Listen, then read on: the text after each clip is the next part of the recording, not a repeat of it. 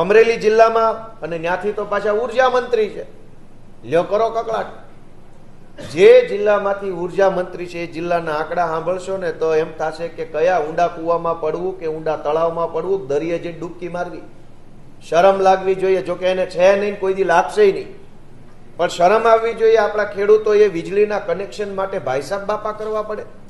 ખેડૂતોએ ક્યાં એમ કીધું અમને હેલિકોપ્ટર આપો, ચાર્ટર પ્લેન આપો, રાજ્યસભાની ટિકિટ આપો. ખેડૂત એમ કહે છે કે 1 મીટર આપો, અમારા ખેતરના ખૂણે સબમર્સિબલ મોટર ચલાવવા માટે એક લાઇટનું કનેક્શન આપો. આટલી જ માંગણી છે, કોઈ હેલિકોપ્ટરો નથી માંગ્યા. અમરેલી જિલ્લામાં 843 ખેડૂતો એને 5 વર્ષ પૂરા થઈ ગયા છે of grid solar pump installation, એટલે કે સોલાર પ્લેટ દ્વારા ચાલતું પંપ લગાવવાના.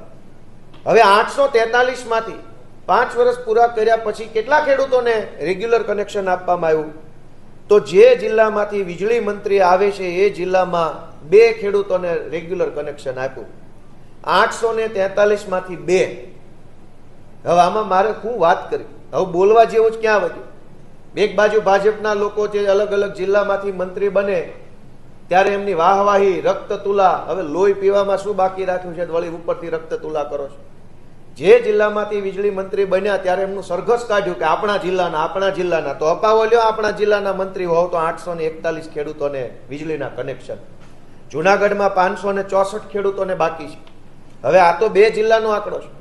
આખા ગુજરાતના ઓછામાં ઓછા, હું એમ માનું છું કે ઓછામાં ઓછા 50,000 કરતા પણ વધુ ખેડૂતો, ઓછામાં ઓછા અંદાજ કરું છું, કદાચ વધુ હશે પણ ઓછું નહીં હોય, 50,000 કરતા પણ વધુ ખેડૂતોને સોલાર પંપ આપ્યા પછી 5 વર્ષ થઈ ગયા હોવા છતાં પણ હજુ સુધી પરંપરાગત વીજળી કનેક્શન આપવામાં આવ્યું નથી.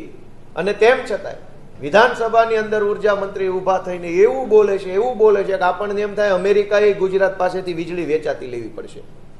અહીંયા તો બહુ સારી વીજળી છે, બધાના ઘરે ઘરે. આજે જ વીજળીનો મુદ્દો હતો અને એવું બોલતા હતા બધા ભાજપના માણસો. આપણને એમ થાય કે આ એટલી બધી સારી વીજળી છે, લાવો થોડી ખાઈ જાય.